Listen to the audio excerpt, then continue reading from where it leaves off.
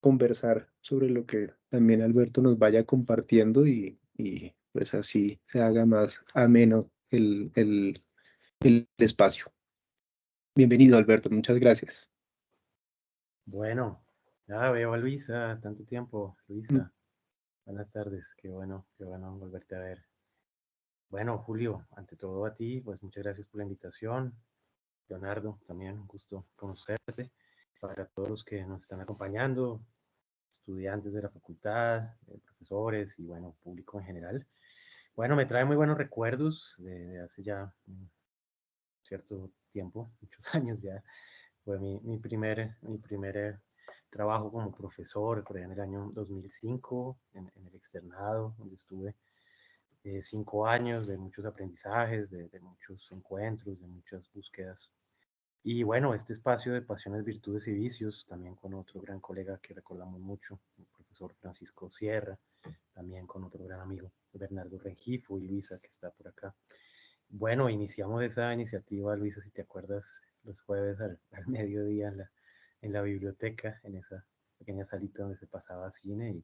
Y bueno, me alegra que al cabo de tantos años continúe y bueno, tenga una gran acogida, una respuesta de muchos interesados.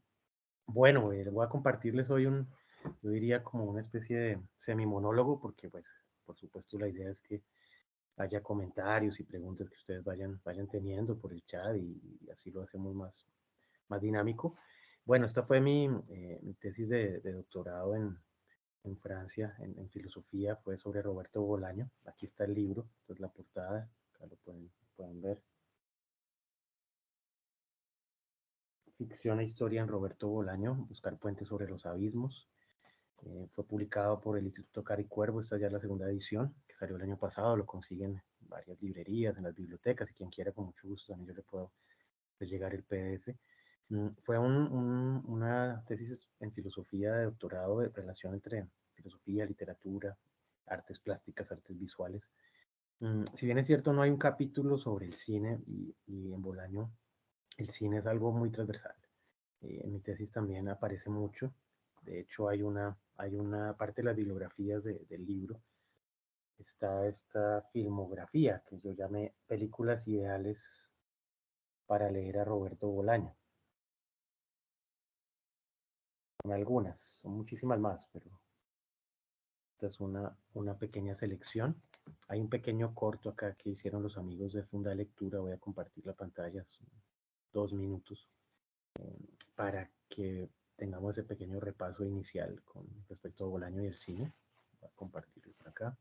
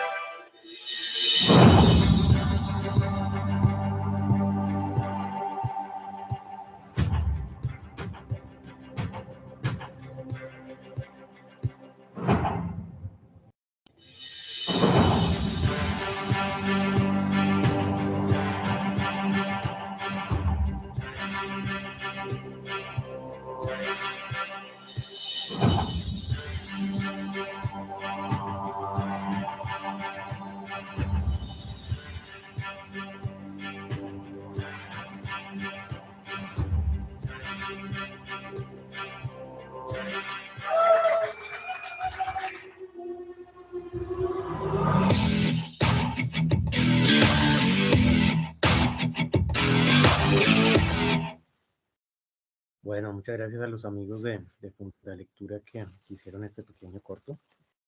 Realmente muy bonito porque nos llega a través de la imagen, que al fin y al cabo pues es la relación con el cine, incluso más allá de lo argumentativo. Ante todo es una experiencia visual.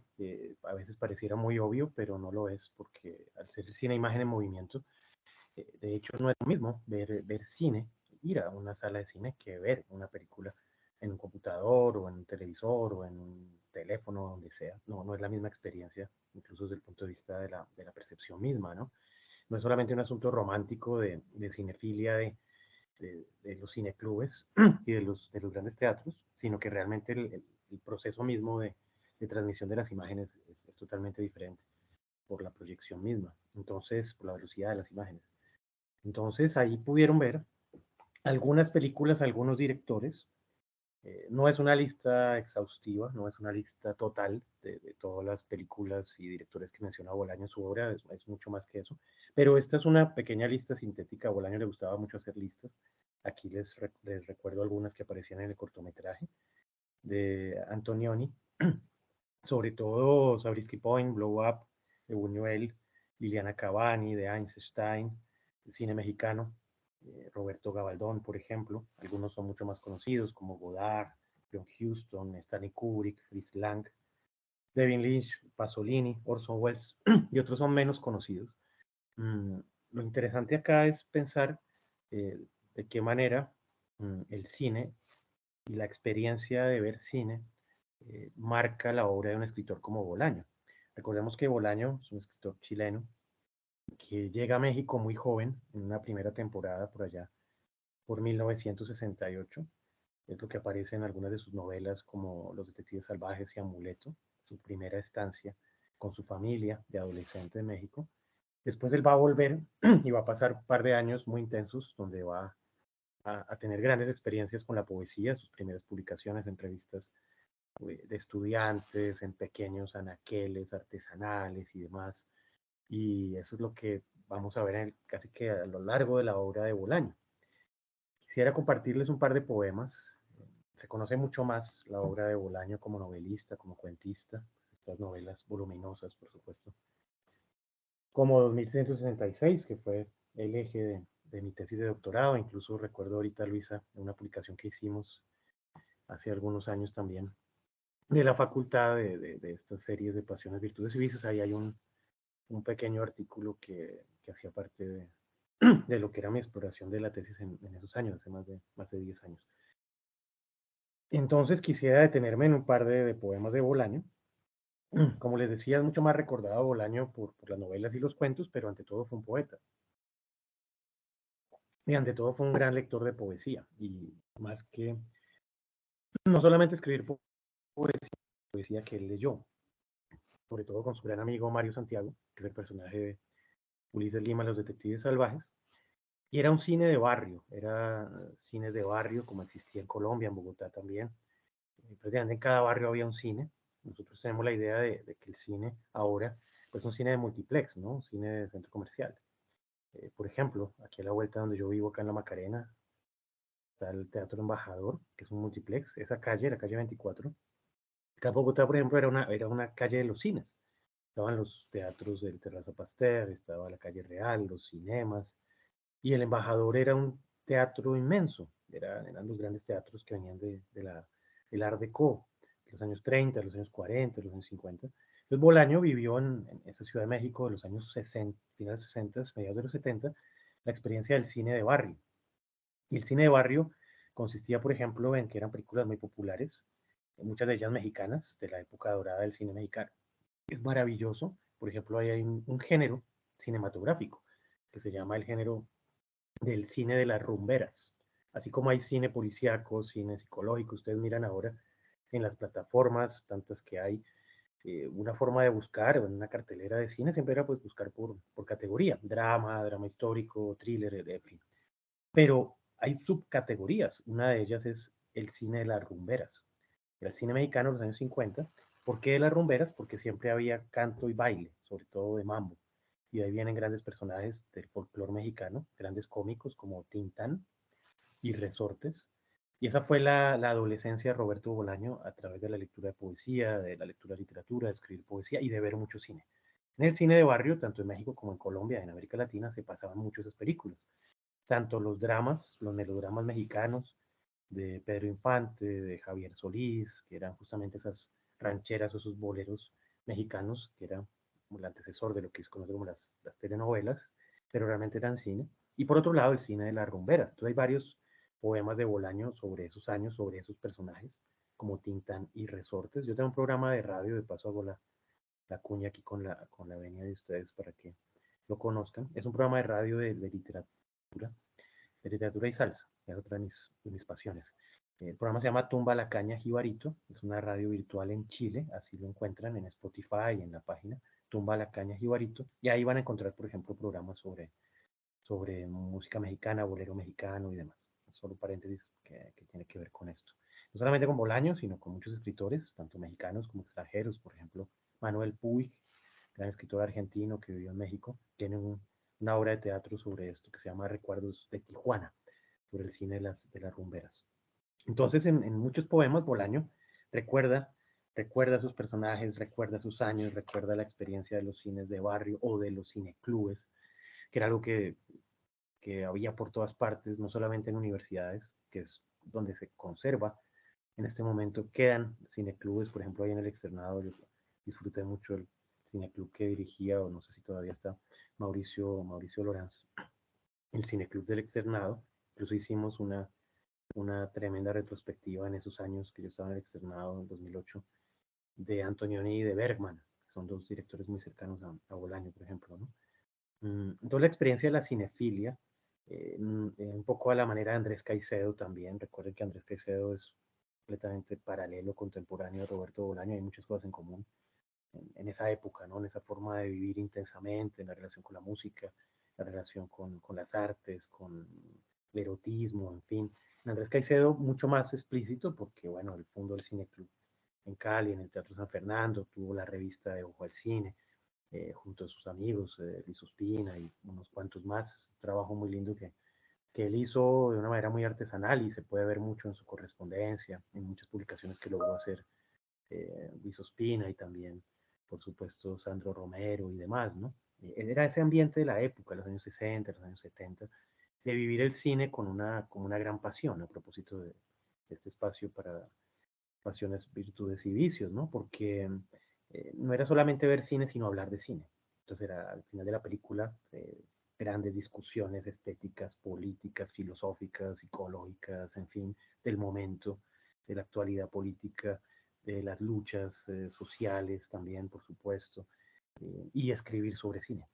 Escribir entonces reseñas de cine, hacer pequeñas publicaciones, boletines, incluso revistas como el caso de Andrés Caicedo y otros escritores, Guillermo Cabrera Infante y muchos otros. Siempre había una gran relación de muchos escritores con el cine, bien sea a través de escribir guiones o escribir sobre cine o hacer cine incluso, muchos que han incluso incursionado en la dirección de cine como Alejandro Jodorowsky, incluso en la actuación, algunos, ¿no? Entonces, quisiera compartirles este poema que se llama Según Alain René. Alain René, unos grandes directores franceses de la nueva ola de los años 70, películas como el año pasado en Marienbad, por ejemplo, y esta particularmente, que se llama Providencia. Providencia, ahorita voy a compartirles algo del tráiler de la película Providencia, en francés Providence, de Alain René, película de los años 70, que está inspirada en el golpe de Estado de Pinochet en el 73, que marcó no solamente a Chile, a América Latina, sino particularmente a Bolaño, porque él nunca, a partir de ahí se exilió, primero a México, después se quedó viviendo en España y nunca volvió a radicarse en Chile. Y esta película que les recomiendo es una película psicodélica, es una película experimental de disociación del tiempo y del espacio, y ahí vamos llegando poco a poco a la relación con la filosofía. En mi tesis y en mis clases y en mis investigaciones, yo provengo sobre todo de la Escuela de la Filosofía Francesa, sobre todo de la línea de Deleuze. Y Deleuze no solamente tiene sus dos libros sobre cine, Imagen, Tiempo, Imagen, Movimiento. La mayoría de películas que he mencionado, que aparecen en la lista y que aparecieron en el video del inicio, son muy estudiadas y muy detalladas por Deleuze en sus dos libros, Imagen, Tiempo, Imagen, Movimiento, y también en sus cursos sobre cine en la Universidad de París 8 en los años 80. En español se han venido publicando en Argentina en la editorial Cactus. Se lo recomiendo. Son 4 volúmenes de los cursos de Deleuze sobre cine, así como están los famosos cursos de Michel Foucault en el Collège de France, de lo mismo. Se han venido publicando tanto en francés como en español los cursos de Deleuze sobre Spinoza, sobre Kant, sobre Leibniz, sobre Nietzsche, por supuesto. Deleuze se dedicó varios años a esos cursos sobre cine y a hacer los dos libros sobre cine. Y es parte de esa pasión de los años 60, 70, 80 del cineclubismo que alcanzó a llegar un poco hasta los años 90 y que bueno, ya en los últimos 20 años, sobre todo con lo digital, con internet y demás, pues ha sido un poco yo diría como el atrincheramiento de la cinefilia en espacios más privados, más pequeños. Por ejemplo, yo tengo un pequeño cineclub itinerante y se va presentando donde se va dando, a veces en librerías, a veces en cafés, a veces en casas, a veces, en fin, no hay un lugar fijo, pero para mí el cine siempre es un eje muy importante. Entonces, este poema se llama Según Alain René, y vamos a ir comentando un poquito también la parte filosófica sobre tiempo y espacio.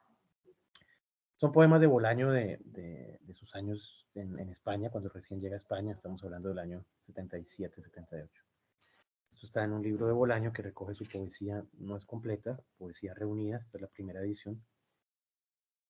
Se llama La Universidad Desconocida. Estas ediciones ya no circulan, se consiguen como libros de ocasión, como libros viejos, pero las nuevas ediciones de Bolaño están en Alfaguara, entonces lo van a encontrar como poesía reunida.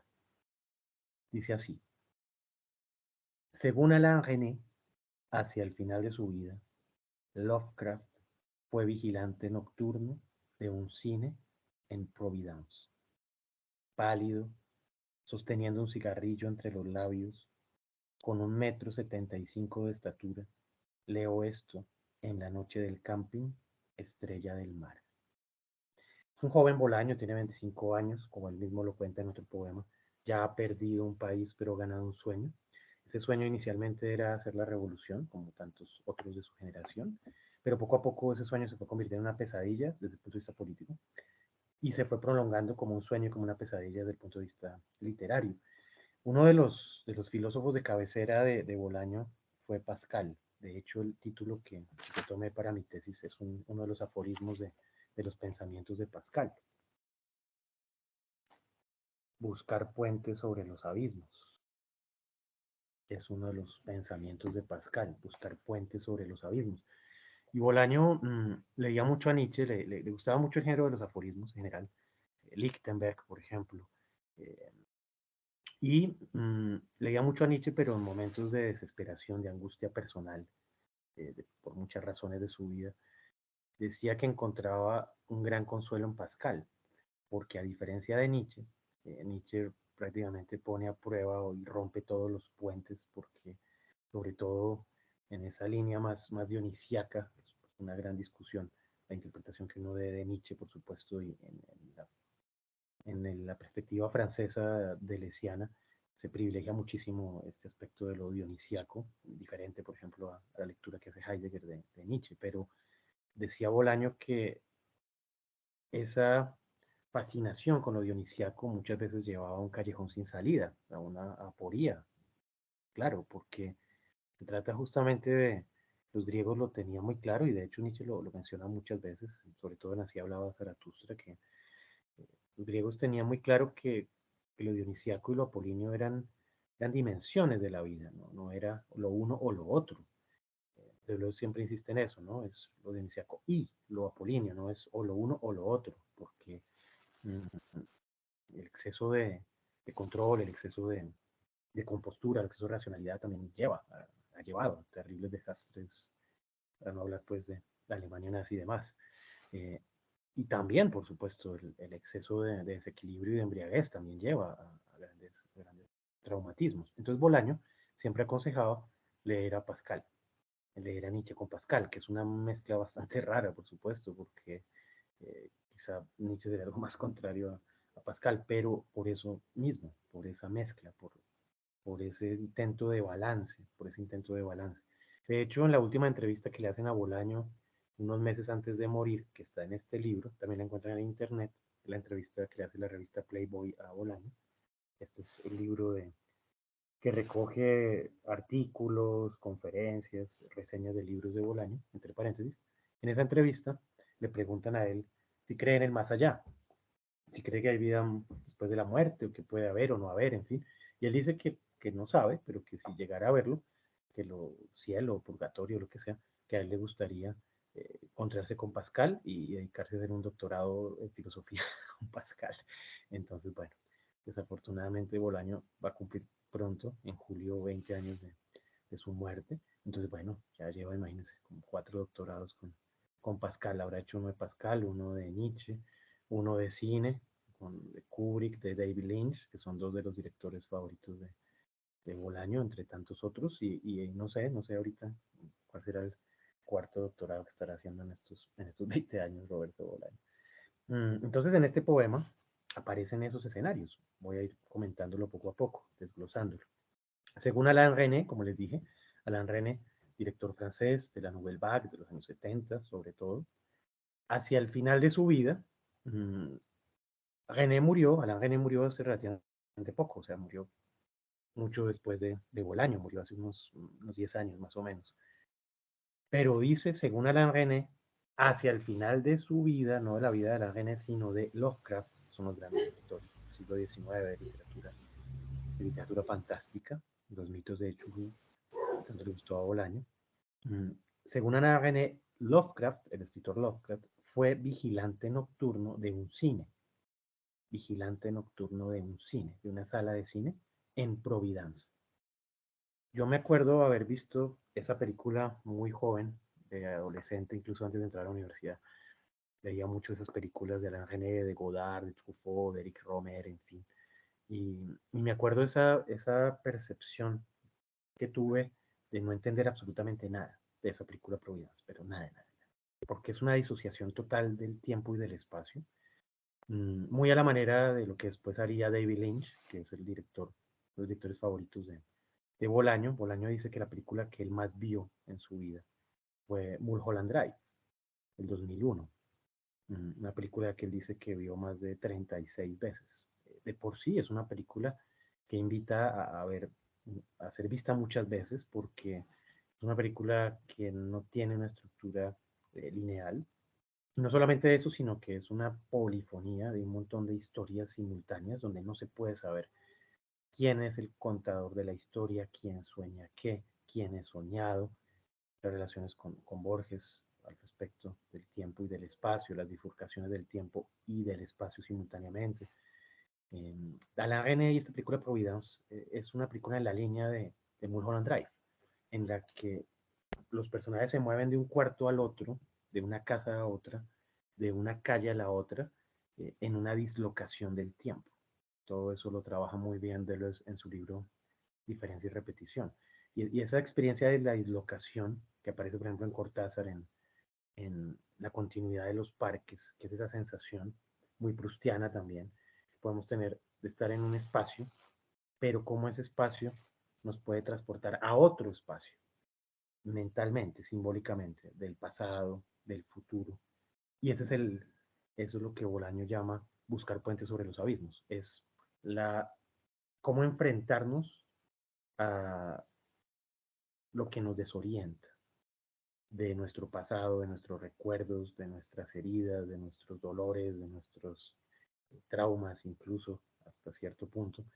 Y en esta película todo gira en torno a los efectos del golpe de estado de Pinochet. Pero eso no es explícito en la película. Como les cuento, yo cuando vi esa película hace muchos años y después cuando la volví a ver, yo en primer lugar no sabía que Providence es un barrio de Santiago de Chile. Era lo primero, no sabía. Tampoco sabía que la película era sobre los efectos de la dictadura, de los 3 primeros años de la dictadura de Pinochet. Eso no es una película histórica, no es una película narrativa, no es una película que tenga una explicación de un contexto, ni hay una voz en off, ni nada. Es una serie de personajes, entre ellos el protagonista, que es el magnífico actor Dirk Bogarde, mismo actor de Muerte en Venecia, de Servant, los grandes clásicos, actor británico excelente, Dirk Bogarde. Él es uno de los protagonistas. Y lo que vemos es un mundo en descomposición, un poco como Weekend de Godard, cómo el tiempo y el espacio se rompen a raíz del trauma del golpe de estado de Pinochet. Entonces, un cine en Providence, en este poema de Bolaño, pues así leído sin conocer todos esos detalles de Bolaño, realmente uno no entendería mucho, porque no sabría, por ejemplo, que Providence es un barrio de Santiago y que la película está jugando con cómo fue destrozada la vida en Santiago, como lo pueden escuchar y ver en muchos documentales de Patricio Guzmán, por ejemplo, de Raúl Ruiz, que es otro gran director chileno del exilio, en la música chilena, por supuesto, en toda la música de protesta chilena, de Víctor Jara, de Violeta Parra, por supuesto, y en la poesía, ante todo en la mucha poesía chilena de, de la dictadura. Hay muchos poetas exiliados chilenos como Enrique Lin, muchos combativos de diferentes maneras, como Nicanor Parra, como Raúl Zurita, Pedro Lemebel, etcétera, ¿no? Entonces, esta película que les recomiendo, Providence, de Alain René, es una película bolañana antes de tiempo. Es una expresión que a mí me gusta mucho y que trabajo mucho en mi tesis, inspirado también una vez más en Deleuze y en Borges.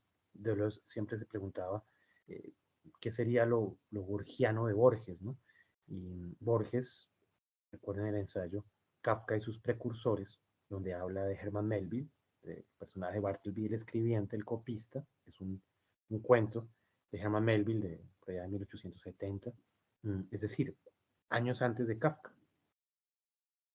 Y Borges, con su genialidad, apunta que ese cuento de Herman Melville, que es anterior a Kafka, es un cuento kafkiano, porque dice Borges que lo kafkiano sería una especie de condición estética de narrar o de describir un personaje o una situación, y que lo borgiano, que lo kafkiano, no le pertenece solo a Kafka. Kafka lo terminó como de amoldar, de definir, de darle un relieve, pero lo kafkiano estaría incluso antes de Kafka. Eso es una cosa genial que plantea Borges.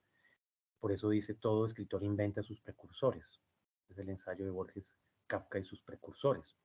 Yo digo que la película Providence es una película bolañana, en el sentido de esta dislocación del tiempo y del espacio. Eso es lo que ocurre en Los Detectives Salvajes. La segunda parte de Los Detectives Salvajes es una bifurcación, tiempo y espacio de casi todos los personajes, salvo dos. Uno que se llama Amadeo Salvatierra, que es el único que está en el mismo tiempo y en el mismo espacio durante toda esa segunda parte de Los Detectives Salvajes. Y el otro, que se llama Joaquín Font, Kim Font, está en diferentes asilos psiquiátricos y es el único que tiene una relación diferente con el tiempo y el espacio. De resto, todos van viviendo su vida a lo largo de más de 20 años, van cambiando, van dejando la poesía, van dejando el arte, van dejando la revolución, la política, los sueños, utopías y ya. Por decirlo de una manera muy cruda, muy brutal, pero en parte es lo que ocurre en la segunda parte de Los Detectives Salvajes. Y después el lector, cuando llega a la tercera parte, se reencuentra con lo que estaba pasando en la primera parte. Entonces es un ejercicio de rebobinar, de retroceder permanentemente, de, de flash forward, también técnicas cinematográficas que se usan mucho en la literatura desde los años de John Dos Passos, Manhattan Transfer, en la literatura norteamericana de esos años, en Faulkner, en Scott Fitzgerald y demás. Y Bolaño usa mucho esas técnicas, sobre todo en Los Detectives Salvajes, particularmente en la estructura de la novela. Después dice el poema, volvemos al poema según Alain René, la segunda parte dice, pálido, es decir, pálido quién, Lovecraft, según la versión de Alain René, pálido, sosteniendo un cigarrillo entre los labios, con 1,75 m de estatura. Y aquí viene un juego muy propio de la poesía y sobre todo este tipo de poesía, muy de antipoesía, de Bolaño, que es el juego con la primera persona, con la segunda persona, con cómo nombra el poeta, cómo se nombra, cómo nombra a otros. Y entonces ahí hay una especie de mutación, hay como una especie de metamorfosis en la que estábamos en la visión de Alain René en la película Providencia sobre el escritor Lovecraft y entra en el último verso, la primera persona de un cierto Roberto Bolaño, 25 años en Barcelona, y dice, pálido, sosteniendo un cigarrillo entre los labios, con 1,75 m de estatura, leo esto en la noche del camping, estrella del mar. En la noche del camping, estrella del mar. Era uno de los lugares donde más trabajó Bolaño durante años. Él tuvo muchos oficios antes de, al final de su vida, poder vivir de la literatura, pero eso fue en los últimos 6, 7 años de su vida, porque antes no. Y tuvo todo tipo de trabajos, de vendedor ambulante, de hippie, de artesano, vendiendo bisutería en la calle, pero sobre todo trabajaba mucho como vigilante en los veranos y al final de los veranos en toda la Costa Brava catalana, sobre todo en un pueblito donde terminó estableciendo que se llama Blanes. Y ese camping Estrella del Mar se hizo muy famoso porque él lo menciona mucho en sus poemas, en sus novelas, en sus cuentos, y hay toda una mitología que él mismo creó con respecto a esos campings. Bueno, voy a compartirles otro poema y ahorita les comparto este tráiler de... No, mejor les comparto primero el tráiler de Providencia. Un momentico acá, lo tenemos. Igual, si van teniendo preguntas, comentarios de lo que yo voy mencionando, por supuesto, esa es la idea. Vamos a ir interactuando.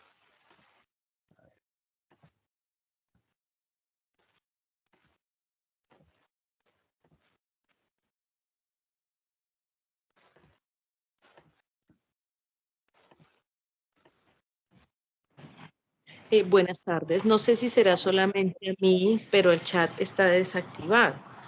Entonces no hemos podido hacer como sobre la marcha, sobre la conferencia, algunos puntos para retomar después. Gracias. Ya miramos. Realmente, pues, a ver, no sé si a mí me aparece activo. No sé si. Igual sí, aprovecha y si tienes alguna pregunta o lo quieras comentar, por supuesto también el micrófono por mí. Mejor.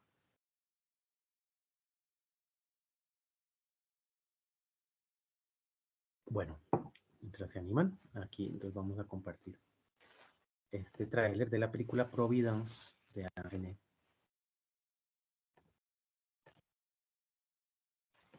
Kept on waking up and trying to jot a few things down. And needless to say, more booze, more nightmares. Did you create hell all these years just to have something to write about? Why are you so bloody obsessed by the fucking astronauts? I think we'll try this one again. Damn, damn, damn, damn. You look well. I'm dying. Once death seemed like the gentlest earthquake of the system. Now, gathering force, years. What then is this huge, huge sense of spiritual emptiness?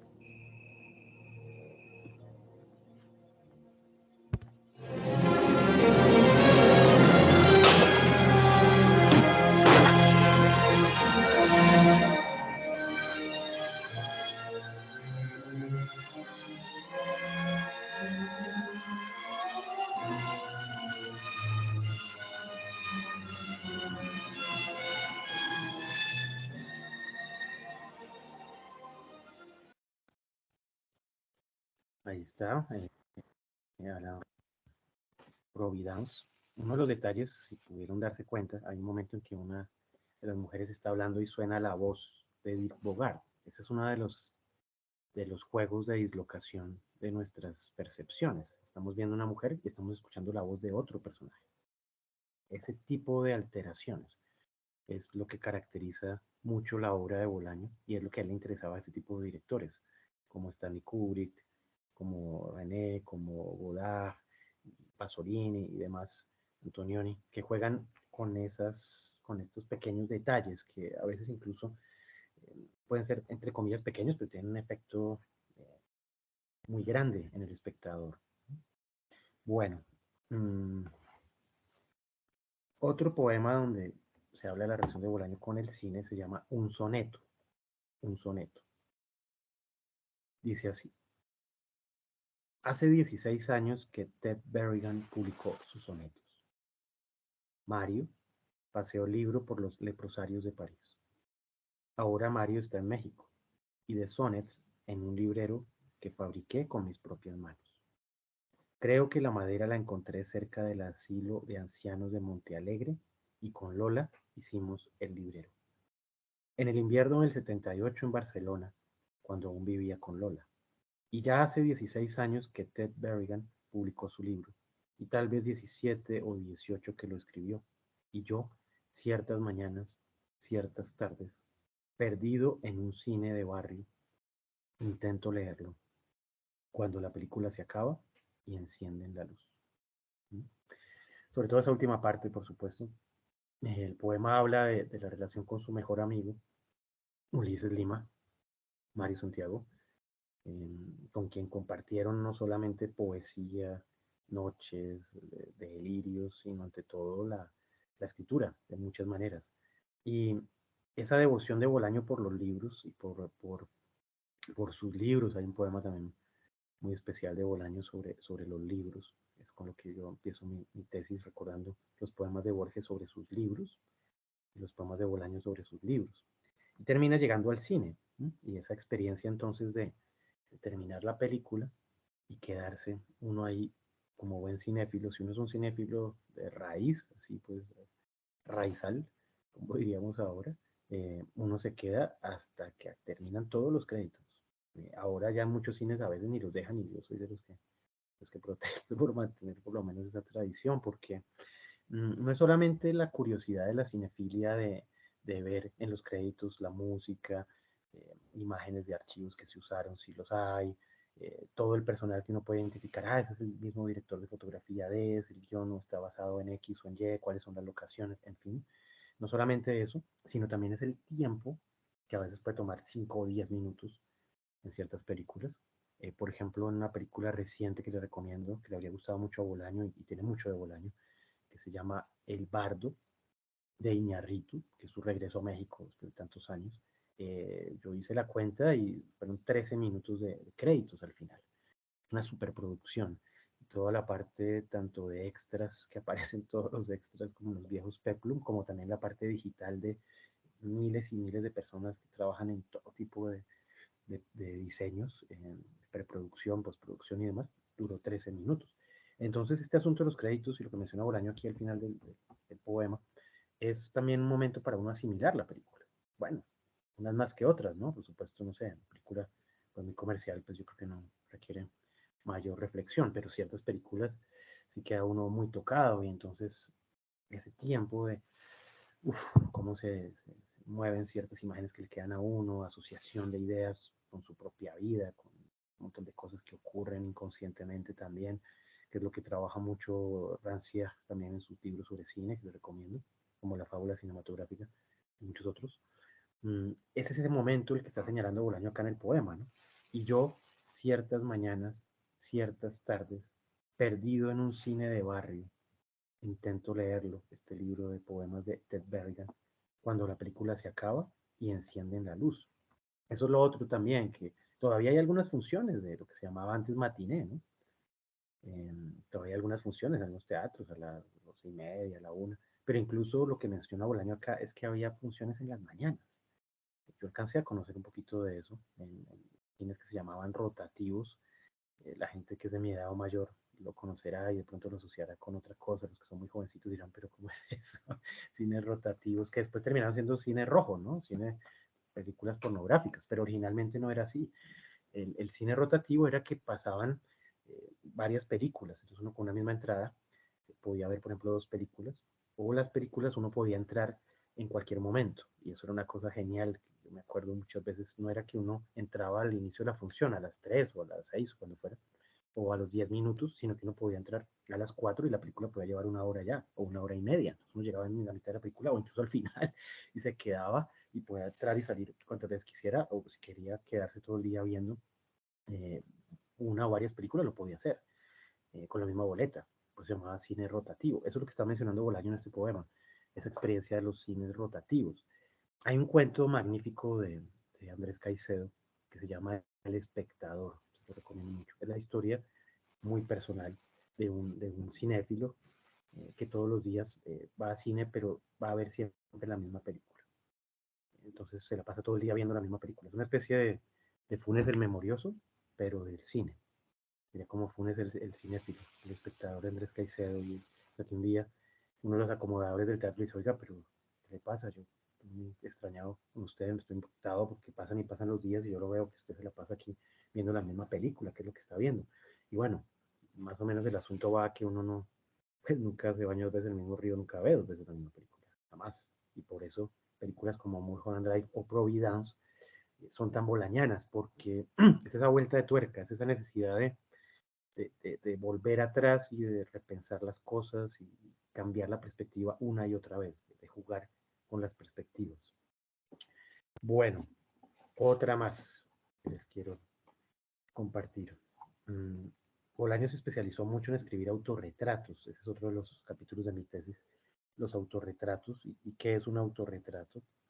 Sobre todo en la pintura.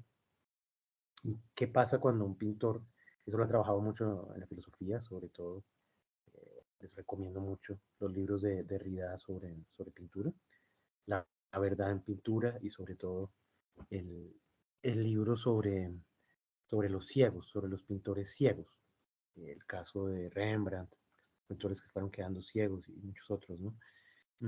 Bolaño escribió muchos autorretratos y la cuestión del autorretrato es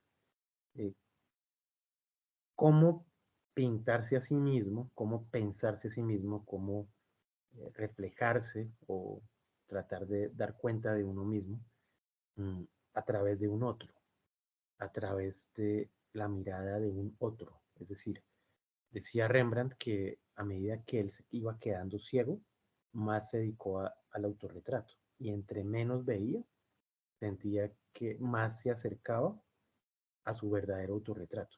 Una gran paradoja, ¿no? Uno pensaría que no, racionalmente diría, pero ¿cómo así?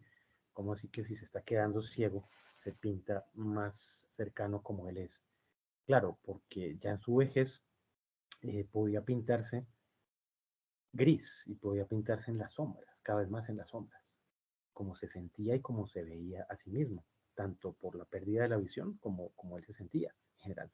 Le recomiendo mucho toda esa etapa final de los autorretratos de Rembrandt. Eso lo trabaja mucho Derrida en su libro sobre una exposición en el Museo del Louvre y él hizo el catálogo, hizo un texto magnífico sobre los pintores y la ceguera. Entonces Bolaño hizo muchísimos autorretratos y trataba de verse también a través del filtro de otros, cómo verse a uno mismo como un otro. A veces ni siquiera se trata de un asunto de verse a través de los otros, sino más bien de cómo verse uno como un otro. Una vez más, una fuera, una vez más, una dislocación del tiempo, del espacio, de la identidad, por supuesto, de una multiplicidad de seres. Eso nos remite a grandes influencias de Bolaño, como Virginia Woolf, como Joyce y demás, ¿no? Este es uno de tantos autorretratos de Bolaño. Este es uno que tiene que ver con otro tipo de cine que a él también le interesó mucho. Dice así. Nací en Chile en 1953 y viví en varias y distintas casas. Después llegaron los amigos pintados por Posadas, pintor mexicano, y la región más transparente del mundo, pintada por un viejo y clásico pintor mexicano del siglo XIX, cuyo nombre he conseguido olvidar por completo.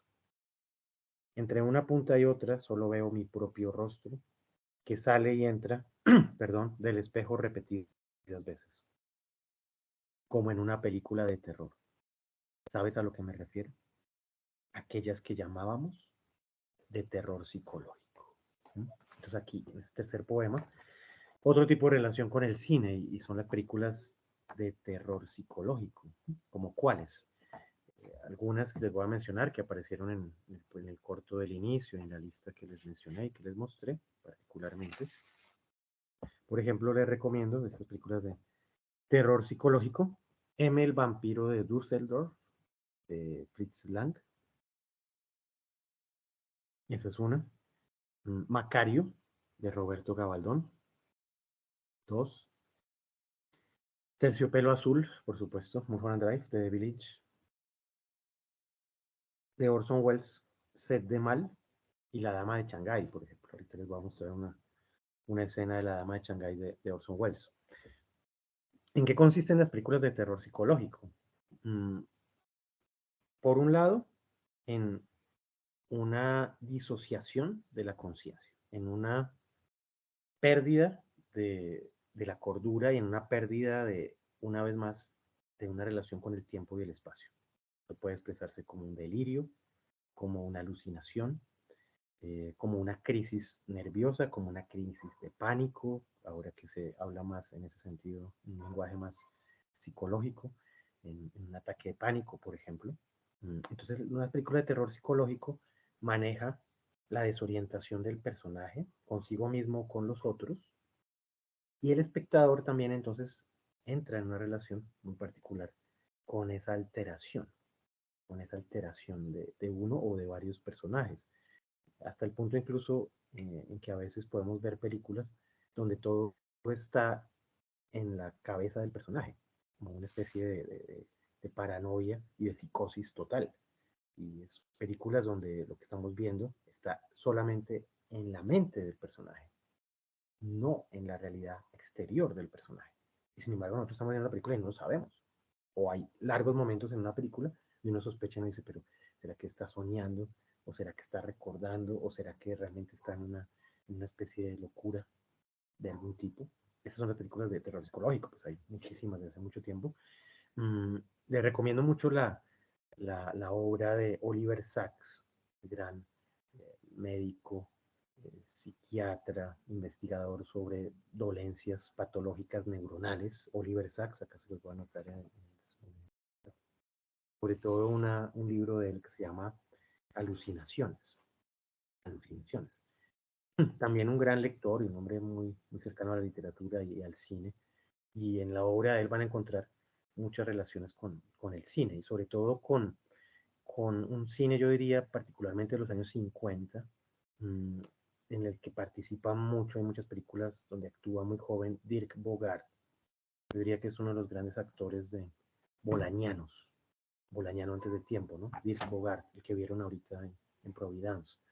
Dirk Bogarde actúa en películas como The Servant, que se las voy a anotar, The Servant, clásico. Es la historia, él es un mayordomo y lo contrata un tipo en Londres, un hombre millonario, para que lo acompañe en su casa y lleve la casa, pues como el estilo antiguo del mayordomo. Y poco a poco, él con una supuesta criada, que es su supuesta hermana, poco a poco se van tomando la casa, poco a poco van desalojando al dueño, gradualmente. Eso es una película de terror psicológico, por ejemplo, de Servant. No asociamos el terror con monstruos, ni con sangre, ni con crímenes, ni Freddy Krueger, ni Chucky, ni nada. No, el terror psicológico es más bien una cuestión interior, que incluso puede que no se represente con ningún efecto especial de absolutamente nada. Puede ser en una cotidianidad bastante normal, aparentemente. El truco está en cómo va transformándose esa percepción del tiempo y del espacio. Entonces le recomiendo mucho las películas de Dirk Bogarde, les voy a anotar acá. Dirk Bogarde, sobre todo de su etapa británica, de sus primeras películas en los años 50. Hay una revista de cine en México en la que yo colaboro con frecuencia, que es una revista de ensayos sobre cine, reseñas, sobre todo no ficción, entrevistas, artículos, crónicas sobre cine. La revista se llama Correspondencias, te la recomiendo, virtual, una revista sobre cine. Ahí tengo un par de artículos sobre algunas de las películas que menciona Bolaño, por ejemplo, Blow Up, de Antonioni, que es un cuento originalmente de Cortázar, y bueno, tanto yo como otras personas que colaboramos ahí. Y acá en Colombia les recomiendo también mucho una revista que está cumpliendo ya 11 números, tiene ya más o menos unos 7 años, que se llama Cero en Conducta, una revista que consiguen en la Cinemateca. No es virtual, es en papel, por acá. Acá tengo un ejemplar, entonces se las puedo mostrar ahorita. Cero en Conducta, se la recomiendo mucho, hay que suscribirse, es una revista en papel, a la antigua, no están los artículos virtualmente, vale la pena. Bueno, otro más.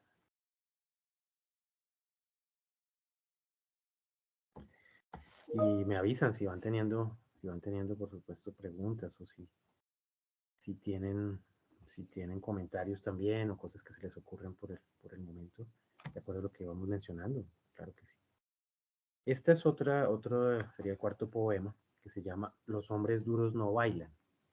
Originalmente está inspirado en una novela de Norman Mailer, grandes escritores norteamericanos, de ficción y de no ficción, muy famoso su libro sobre Mohamed Ali, y bueno, novelas y demás. Esta es una novela que se llama así, de Norman Mailer, Los hombres duros no bailan. Pero Bolaño no está hablando de la novela, sino de la película. El poema se titula Los hombres duros no bailan, una estructura de sombras en el continente americano, dirigida por Norman Mailer. Los hombres duros no bailan. Los hombres duros llegan a pueblos limítrofes en horas oscuras. Los hombres duros no tienen dinero, malgastan el dinero. Buscan un poco de dinero en habitaciones minúsculas y húmedas. Los hombres duros no usan pijama. Los hombres duros tienen vergas grandes y duras que el tiempo va cuarteando y emblandeciendo. Los hombres duros cogen sus vergas con una mano y mean largamente sobre acantilados y desiertos. Los hombres duros viajan en trenes de carga por los grandes espacios de Norteamérica. Los son grandes espacios de las películas de serie B. Películas violentas en donde el alcalde es infame y el sheriff es un hijo de puta y las cosas van de mal en peor. Hasta que aparece el hombre duro disparando a diestra y siniestra. Pechos reventados por balas de grueso calibre se proyectan hacia nosotros, como hostias de redención definitiva. Los hombres duros hacen el amor con camareras, en habitaciones femeninas, pobremente decoradas, y se marchan antes de que amanezca. Los hombres duros viajan en transportes miserables por los grandes espacios de Latinoamérica. Los hombres duros comparten el paisaje del viaje y la melancolía del viaje con cerdos y gallinas. Atrás quedan bosques, llanuras, montañas como dientes de tiburón, ríos sin nombre, esfuerzos vanos. Los hombres duros recogen las migajas de la memoria sin una queja. Hemos comido, dicen, hemos culiado, nos hemos drogado, hemos conversado hasta el amanecer con amigos de verdad. ¿Qué más podemos pedir? Los hombres duros dejan a sus hijos desperdigados por los grandes espacios de Norteamérica y Latinoamérica, antes de enfrentarse con la muerte. Antes de recibir con el rostro vaciado de esperanzas la visita de la flaca, de la calaca. Antes de reescribir con el rostro arrugado por la indiferencia, la visita de la madrina, de la soberana, de la pingüina, de la peluda, de la más fea del baile, de la más fea y la más señalada del baile. El cuarto poema, también esta recomendación de la novela y la película Los hombres duros no bailan, de Norman Mailer. Y al lado hay otro poema que se llama Los hombres duros, comentario crítico y etnográfico. Una estructura de sombras chinas en el continente americano. Una estructura de sombras checas. Una estructura de sombras gallegas surgidas de la pura nada que se ha multiplicado simplemente porque América es un espejo. Los vi en el sueño. Les dije, cuidado, esta tierra feraz es un espejo. El espejo buscado en la leyenda. La copa espejo de Jesucristo. El gran plano espejo donde se buscó y no se halló cabeza de vaca. Una alucinación que nos comprende. Pero su padre, mi padre y sus amigos no me escucharon. Es una premonición muy grande de lo que va a ser la obra por venir de Bolaño, sobre todo en 2166. Él desde muy joven en sus poemas, y por eso yo siempre sugiero, este semestre que estoy dando la cátedra de Bolaño en la Javeriana, siempre sugiero leer estos dos libros a la par. Poesía y novela, porque como lo han escuchado ahorita, esta descripción que hace Bolaño es todo lo que va a narrar más de 20 años después, en 2166. De hecho, Bolaño varias veces lo dice desde muy joven. Se dice a sí mismo, escribe sobre las viudas, escribe sobre los huérfanos, y todo eso es lo que los hombres duros dejan atrás, lo que los hombres duros violentan, es lo que aparece en la parte de los crímenes en Ciudad Juárez, en 2166.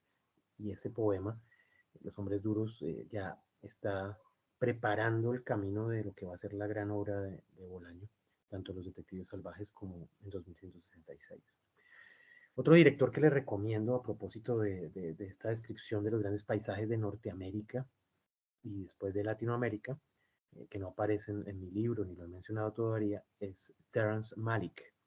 Estudió filosofía, es uno de los grandes directores, podríamos decir, sobre cine y filosofía. Terrence Malick, director norteamericano de películas como El árbol de la vida, La delgada línea roja, pero particularmente la primera, que les voy a compartir ahorita también el trailer, seguramente pronto la habrán visto en algún momento, Terrence Malick.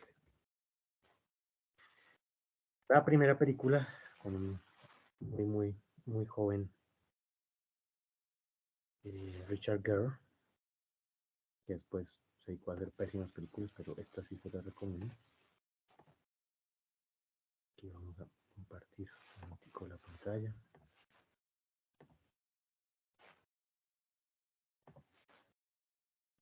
Esta es una pequeña selección de algunas películas de Terrence Malick.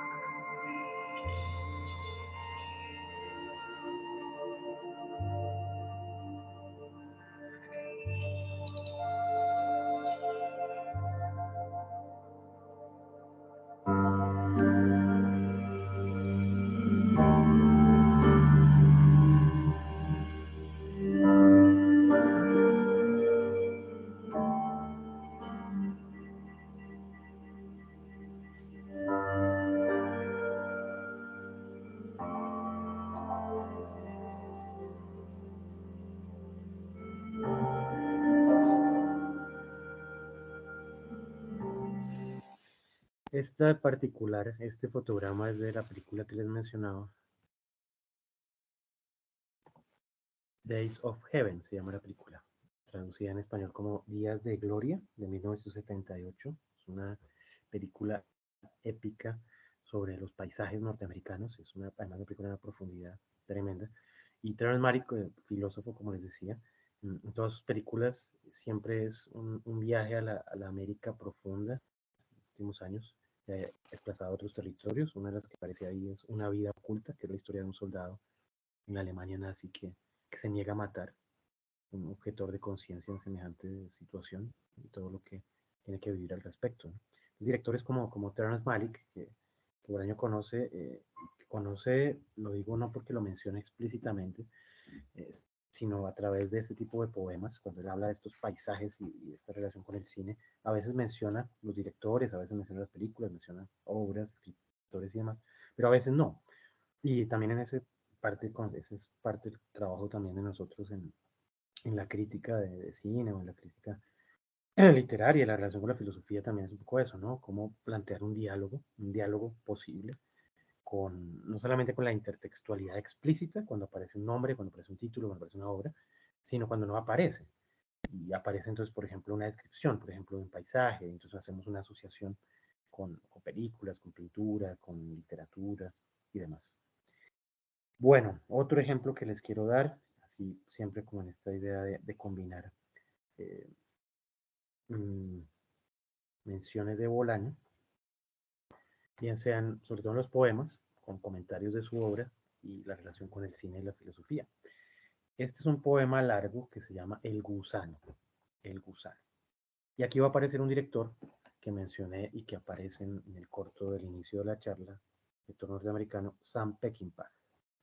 Sam Peckinpah, famoso sobre todo por la película Pat Garrett y Billy the Kid. Esto es otro tipo de cine, ¿no? Es el cine western, películas del oeste. Que en algún momento muchas fueron, durante mucho tiempo fueron películas de serie B, en el sentido de que no eran las grandes obras aparentemente maestras ya catalogadas por la historia del cine, pero que después fueron haciendo carrera. Incluso nació en esos años la famosa, en los años de los 60, el famoso Western Spaghetti, de Sergio Leone, que era ya en el declive del western clásico norteamericano, en los años 60. Entonces se iban a filmar a Italia, ese western Spaghetti, hay las películas de El bueno, el malo y el feo, todas las películas de Clint Eastwood, del joven Clint Eastwood, es el western Spaghetti. Mm, Sam Peckinpah es de los directores que se quedó en Estados Unidos y siguió haciendo cine western, pero un cine muy experimental. Es uno de los grandes, para que lo ubiquen un poco, es uno de los grandes referentes, por no decir uno de los principales referentes de Tarantino. En la reciente película de Tarantino, Érase una vez en Hollywood, es todo un homenaje a esos tiempos del western, sobre todo el western spaghetti, el personaje de DiCaprio, totalmente inspirado en Clint Eastwood, y ya esa transición hacia la televisión, que ya la televisión está cada vez quitándole más terreno al cine desde esos años. Entonces, recuerden, Sam Peckinpah y una de sus películas de culto es Pat Garrett y Billy the Kid, también una de las películas de culto que le fascinaba a Andrés Caicedo. Eh, entre otras cosas, por la banda sonora, compuesta e interpretada por Bob Dylan. Incluso Bob Dylan actúa en la película, tiene un papel muy divertido donde él tiene un nombre que se llama Alias. Entonces le dice, ¿usted es Alias qué? Dijo, no, es que mi alias es Alias. Y aparece ahí incluso en un duelo, Bob Dylan, cantando esa famosa canción que conocemos quizá más en el rock por la versión pues de Guns N' Roses, ¿no? En Nirvana, no, de Nirvana. No, no, Knocking on the Heaven's Door, ¿no? De Nirvana. Originalmente es de Bob Dylan y es la banda sonora de Sam Peckinpah. Dirán, pero bueno, ¿por qué estoy mencionando todo eso? Porque el eje de este poema de Bolaño es Sam Peckinpah, el director de Pat Garrett, Billy the Kid. Este poema se llama El gusano. Demos gracias por nuestra pobreza, dijo el tipo vestido con harapos. Lo vi con este ojo. Vagaba por un pueblo de casas chatas, hechas de cemento y ladrillos, entre México y Estados Unidos. Demos gracias por nuestra violencia, dijo, aunque sea estéril como un fantasma, aunque a nada nos conduzca. Tampoco estos caminos conducen a ninguna parte.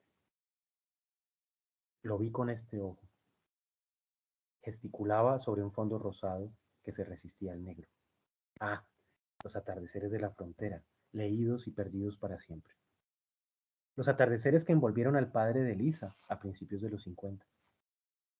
Los atardeceres que vieron pasar a Mario Santiago, arriba y abajo, aterido de frío, en el asiento trasero del coche de un contrabandista.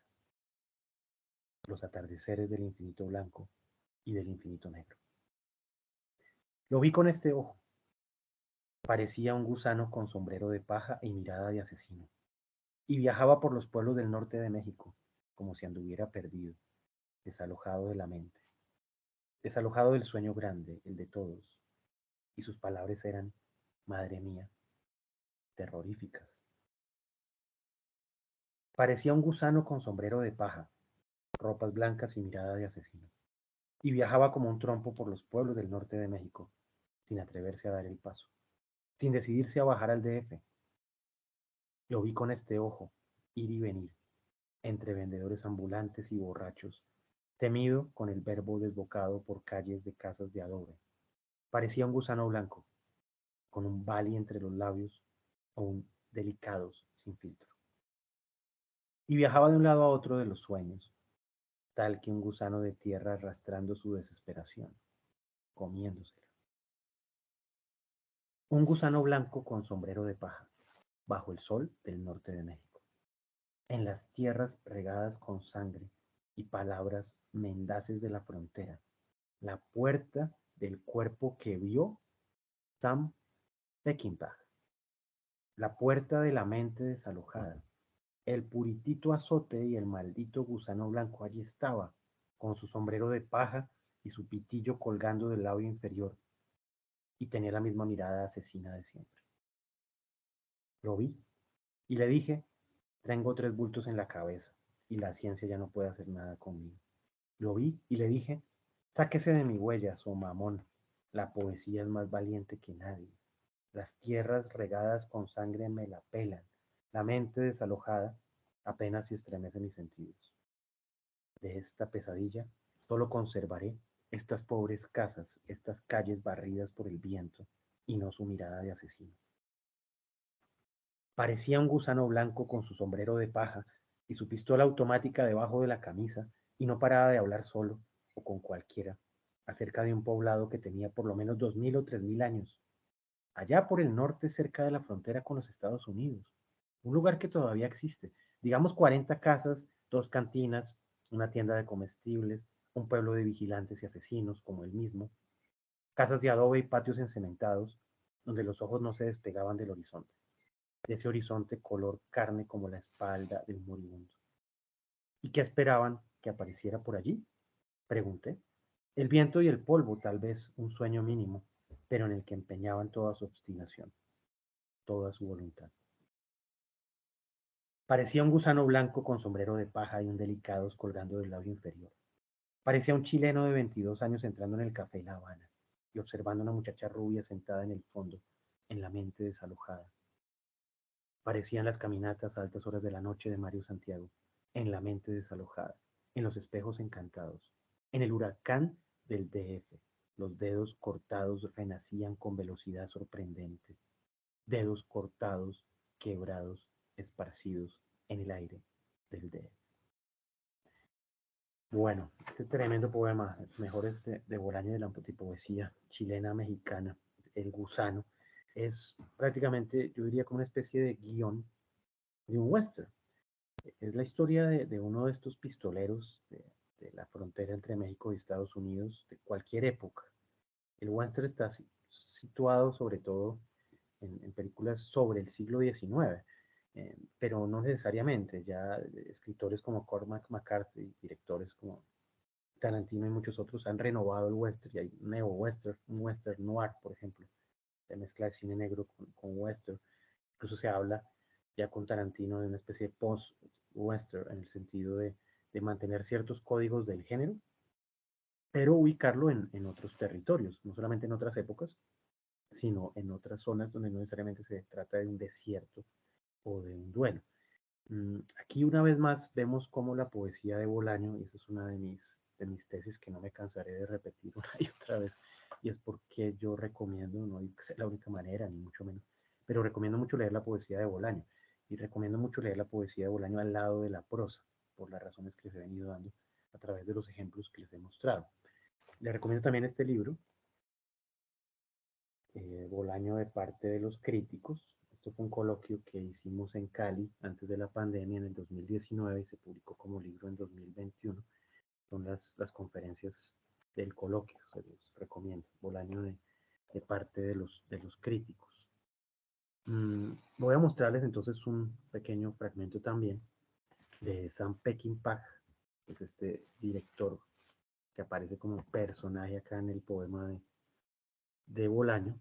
Sam Peckinpah, les recomiendo en general su obra, que hay excelentes películas de Sam Peckinpah, pero particularmente esta, que es Billy the Kid, en este momento magnífico de varias bandas sonoras que hizo Bob Dylan, y bueno, hay muchas en las que se ha usado, por supuesto, también su música para muchas películas, pero esta en particular, Bob Dylan hizo la banda sonora para esta película. No es que usaron las canciones de él, sino que es una banda sonora compuesta completa, es un álbum que se llama así, Pat Garrett y Billy the Kid de Bob Dylan, y esta es una de las escenas de la película Sam Peckinpah, que hace parte del decorado del poema de Bolaño el Gusano, pero en general hace parte sobre todo de 2166. Compartir la pantalla un momentito.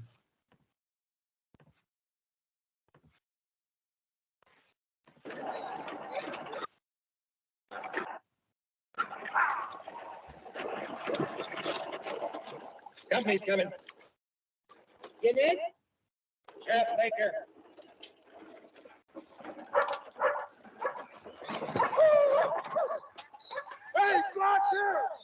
I want to talk to you.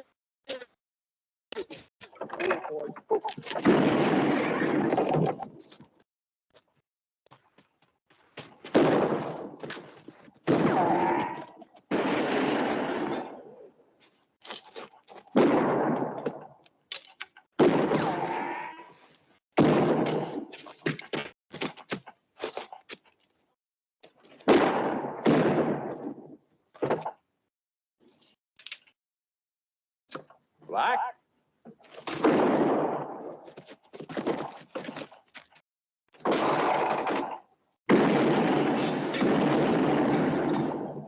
I ain't seen the kid, if that's what you're sniffing after. But if it's straight up one-to-one you want, then I'm your man. Looking for sign, Black. Us old boys ought to be doing this to each other. Ain't that many of us left. Remember, you and me rode into this county together. How long ago was that, Pat? Oh, hell, about 15 years ago.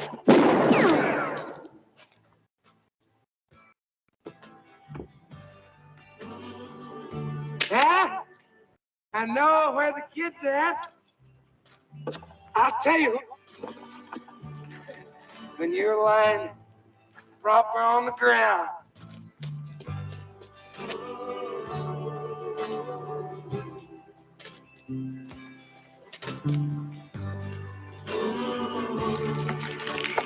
It'll be the last word you ever hear.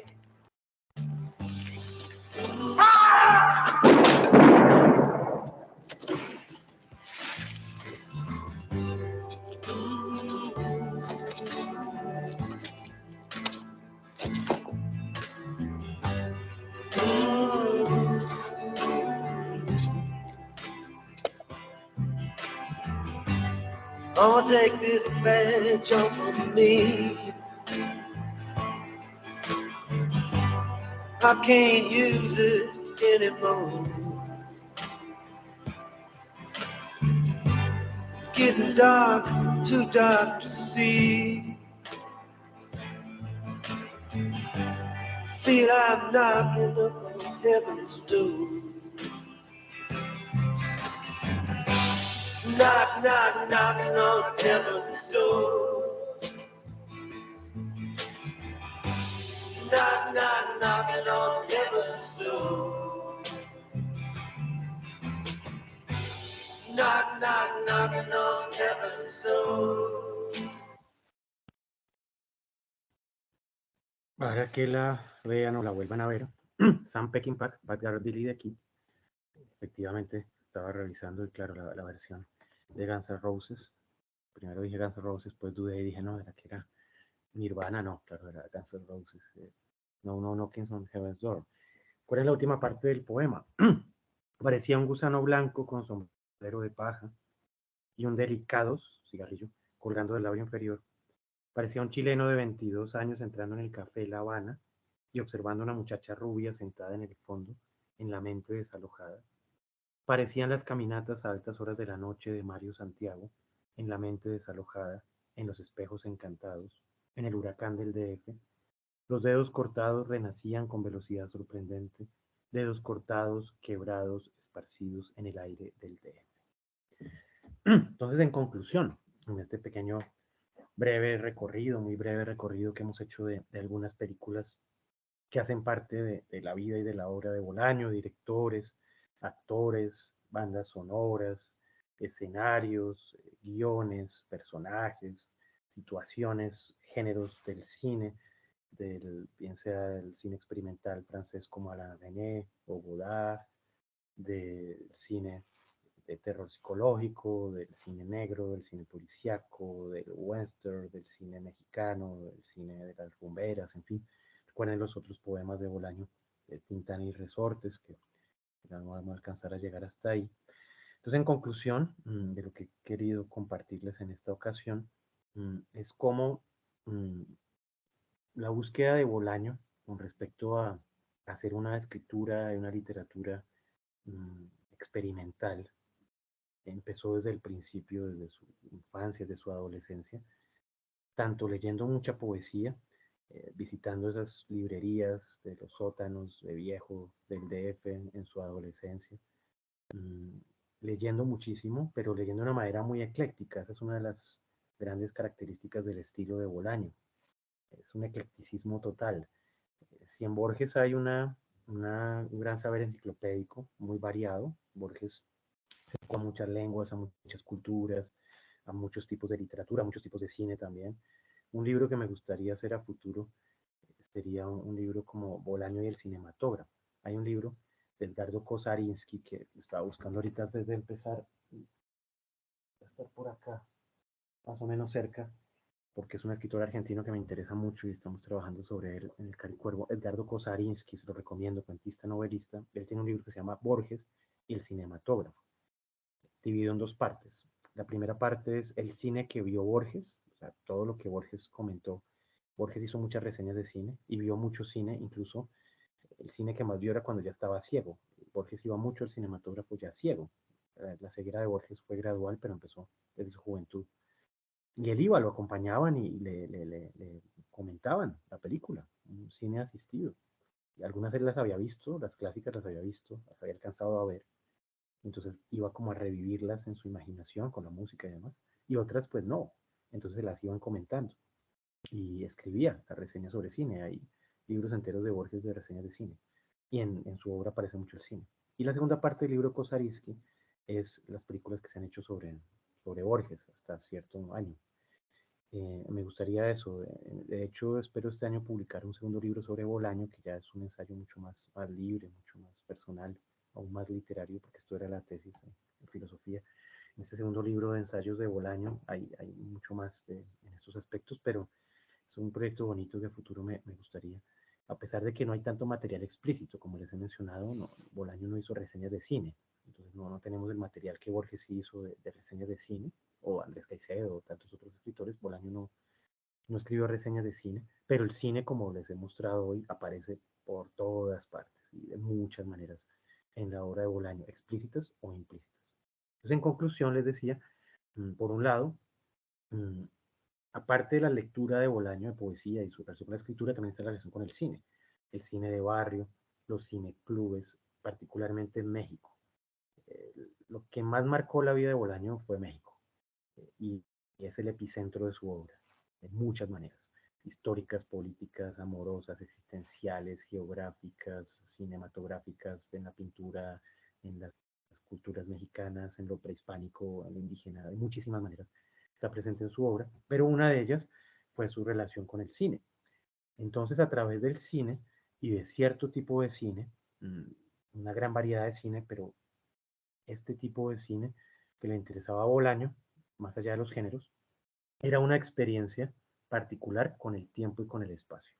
Experiencias de dislocación, como hemos mostrado, por ejemplo, el caso de Providence, de Alain René, experiencias de extrañamiento a través de una relación con el paisaje norteamericano y el paisaje mexicano, particularmente los paisajes de frontera. Bolaño es un gran escritor de frontera.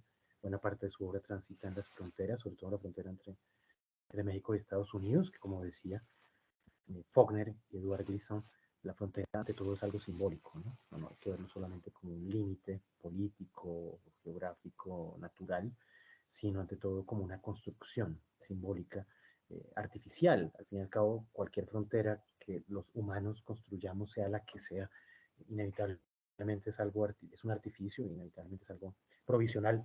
Así se han construido murallas en China, en el Imperio Romano, que creían que durarían, pues separarían pues pueblos o culturas o lo que fuera, pues eso, siempre terminan los muros, como diría Pink Floyd, pues siempre terminan cayendo de una u otra manera.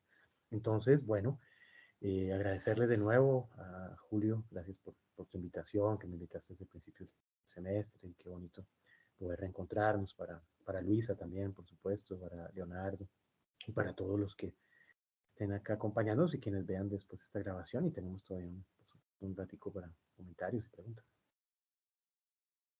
Sí, exactamente. Bueno, pues, muchas gracias, Alberto, por el tiempo, por la charla, por lo conversado. sabemos que podemos participar con cualquier comentario o pregunta que tengamos por ahí en mente, cualquier cosa pensada o que se nos haya ocurrido mientras escuchábamos hace un momentico a Alberto. Recuerden, simplemente pueden levantar sus manos, escribir a través del chat. Ahí Juan Esteban estaba levantando la mano. Adelante, por favor.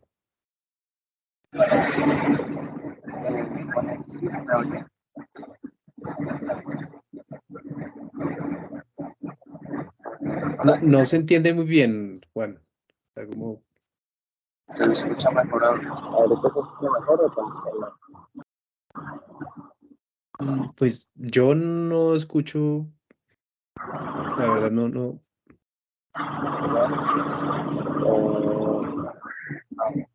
Si alguien más quiere hablar, es que tengo problemas con el audio, entonces.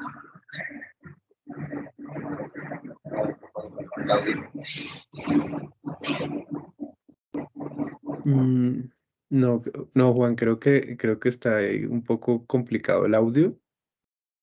No sé si prefiera compartirnos mientras tanto el comentario a través del chat, tal vez, o la pregunta, porque estaba fallando el... Sí,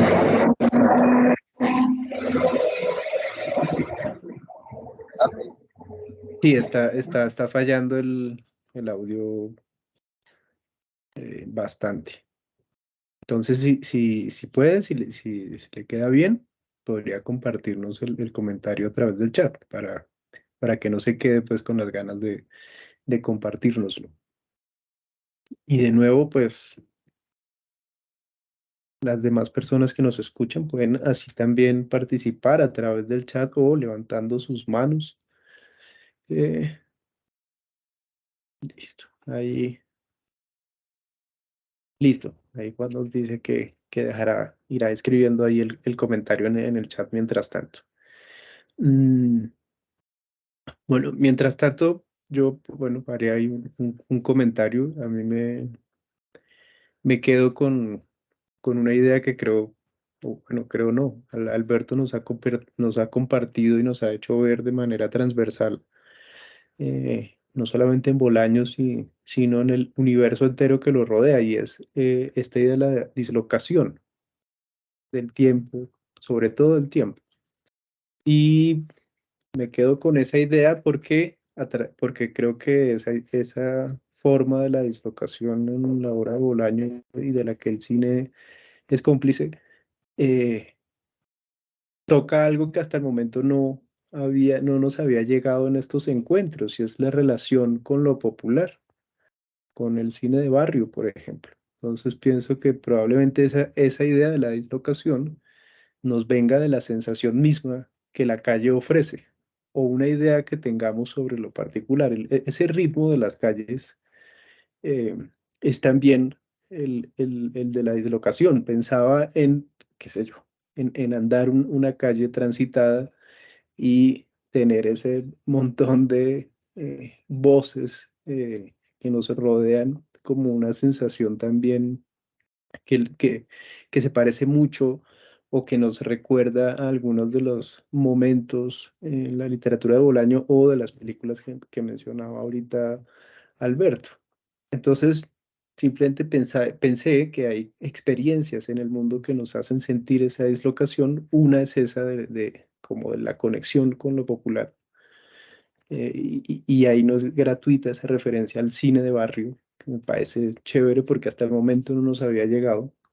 Y pues también la experiencia pues de la violencia, una particular, como esta de las dictaduras que también atraviesa a, a Bolaño. Son experiencias que aturden de muchas formas, no solamente malas, y que por eso también tal vez nos lleven a pensar en una idea de dislocación, que es la que a mí me pareció más chévere o interesante de lo dicho, me gustó. Eh, ahí. Bueno, y a propósito de eso, del cine de barrio, así como se ha trabajado mucho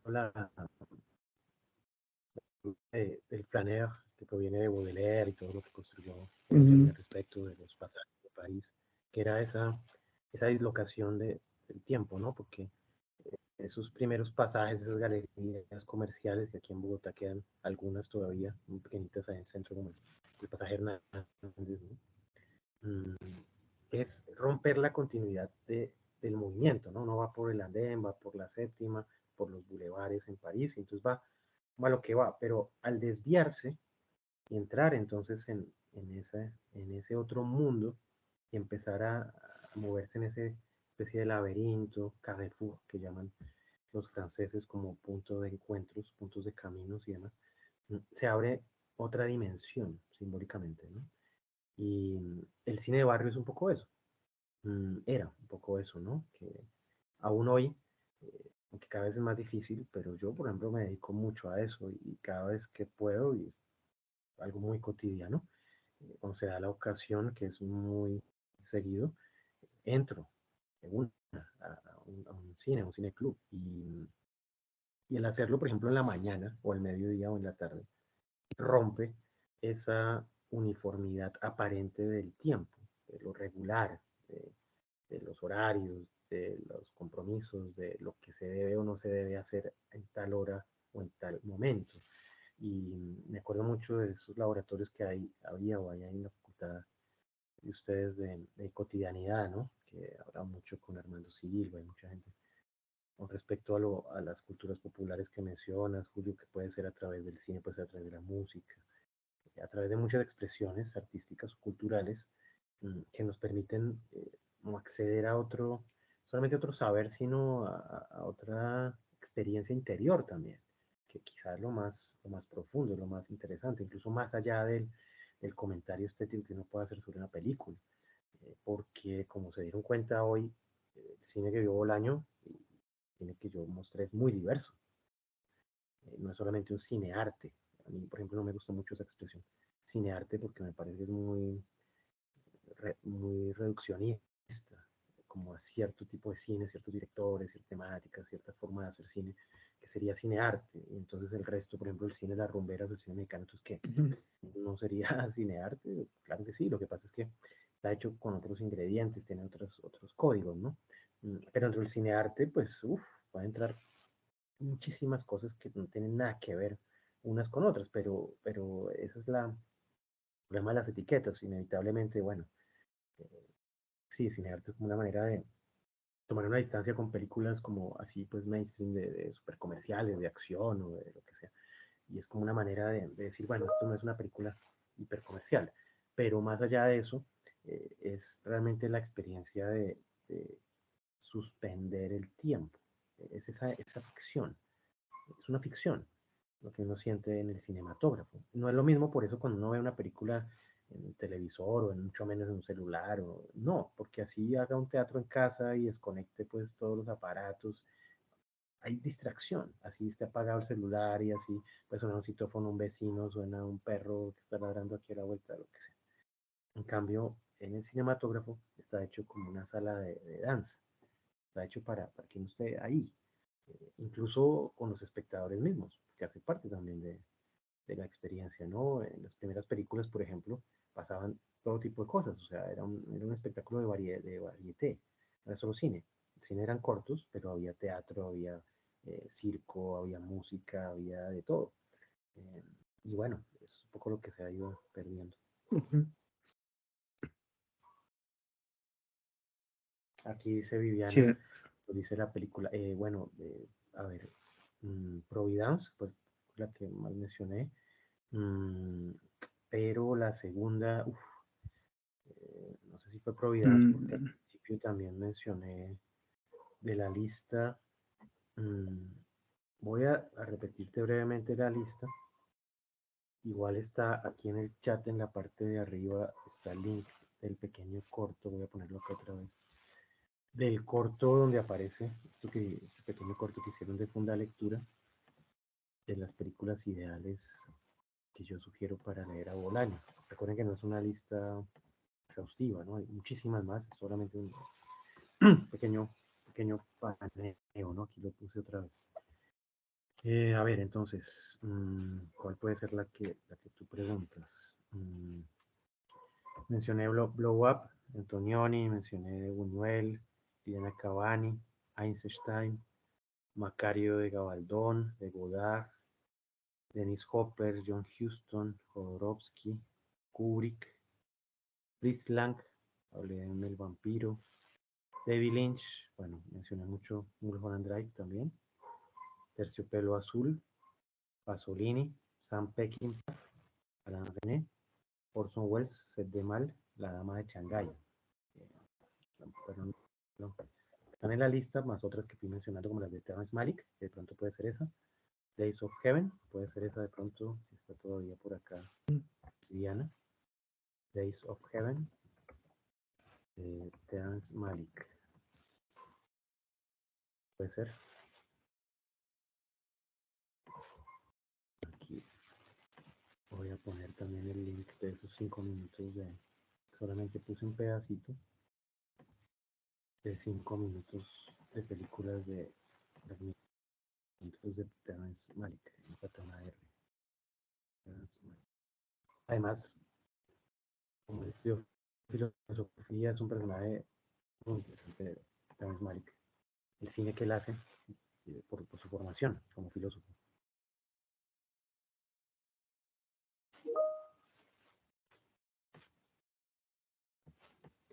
Bueno, acá Juan Esteban, wow, gracias. Terror y disociación de espacio. Yo creo que no necesariamente el argumento de la película debe dejar en claro que el personaje está disociado en la medida en que se plantea una relajada donde los cuerpos, forma, espacio y tiempo no funcionan de la misma manera. También nos invitan a distanciarnos de nuestra realidad común. Esa medida nos puede permitir incluso analizar y criticar con cierta distancia las condiciones de nuestra propia realidad. Es decir, la medida en que el terror nos separa, incluso arranca nuestra normalidad, nos da la oportunidad de cuestionar esa realidad. Sí, como lo decía en algún momento, no necesariamente es algo tan evidente, ¿no? Y no necesariamente el terror o esa disociación va a estar expresada a través de una psicosis, de un grito, o de una pelea, o de una correr o gritar o hacer algo así. No, muchas veces, como lo decía, puede ser algo que está tan en la mente del personaje que lo que estamos viendo incluso puede ser un paisaje normal. No estamos viendo absolutamente nada raro y sin embargo hay ciertos detalles, por ejemplo, que usan mucho los hermanos Coen. Los hermanos Coen, por ejemplo, utilizan por ejemplo, hay una bola de heno que aparece en muchas de sus películas. Y también aparece en las películas de Sam Mendes, por ejemplo, en Belleza Americana. Esa bola de heno, como decir, una bolsa que va volando. Recuerden que está esa escena de la bolsa de plástico en Belleza Americana, que el personaje está filmando y se ve la bolsa. Y aparentemente sería algo, como dice acá Juan, aparentemente normal, pero nos empieza a sacar de nuestra comodidad. Dice, pero varios minutos y qué pasa, qué pasa, qué pasa, nos permite pensar en muchas cosas. Y no nos están dando una información explícita, no nos están dando un contexto, ni hay un narrador que diga algo, ni hay un diálogo entre los personajes. Puede ser un momento puramente contemplativo, que para mí es realmente lo más profundo del cine, es eso, es lo que llaman cinematografía. Si se dan cuenta en los premios Oscar, hay un premio que es de cinematografía. No es el guión, no es los actores, no es la historia, no es la fotografía en sí misma, no es la banda sonora, no es todo lo que hace parte de la industria del cine, sino que el premio de cinematografía es como la imagen, entre comillas, más pura. De qué manera se construye el estilo de un director, en cómo lo podemos palpar, en qué detalles se palpa un estilo, ¿no? Entonces, en muchas películas de Sam Mendes le recomiendo una maravilla que estuvo en cartelera hasta hace poquito. Yo la alcancé a ver en cine, en Cinemanía. Se llama Imperio de Luz, el Imperio de la Luz. Mendes, una obra maestra, es un gran director, es el mismo director de Belleza Americana, de Revolutionary Road. Se ha dedicado ante todo al teatro. La película reciente que hizo fue, antes de esta, fue en 1917, sobre la Primera Guerra Mundial. Y él es un director de teatro, lleva muchos años montando, ante todo, solo monta obras de Shakespeare. Es un especialista de Shakespeare. Y en esta película es un homenaje al cine, a una sala de cine,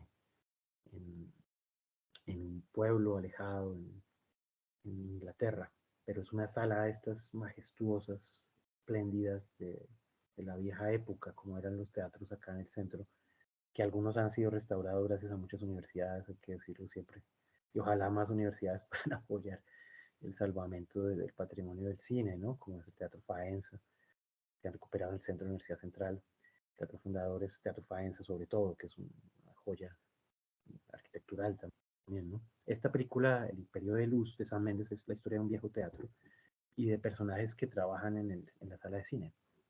Y es una maravilla porque es una película de, de cómo alguien puede trabajar en un teatro de cine y nunca haber visto una película. Ese es el inicio, que es toda una curiosidad y toda una rareza, ¿no? Porque en ese momento un personaje le dice al otro, dice, oye, pero ¿tú cuánto llevas trabajando acá? Y ella le dice, no, yo llevo 25 años. Dice, bueno, y habrás aprovechado y todo el cine que puedes ver. Y tal. En un momento ella dice, no, yo nunca he visto una película. Nunca la he visto. Y a partir de ahí surge la trama, que parece algo increíble, ¿no? Pero bueno, de eso se trata, de ir a ese extrañamiento y la parte visual de la película, se la recomiendo muchísimo. Imperio de la Luz, de Sam Mendes.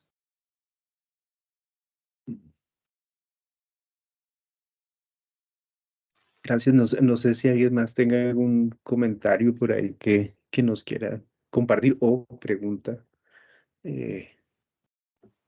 Sí, Carlos, la mano levantada. Adelante, Carlos.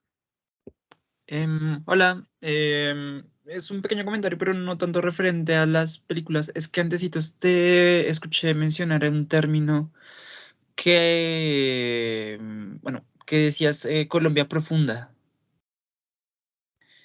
Y bueno, pues eso digamos que yo caí un poco en cuenta fue por una compañera de clase que puede, pues, digamos, bueno, pues no sabía mucho, muy bien al respecto, pero en un inicio, pues a mí se me hacía relativamente normal.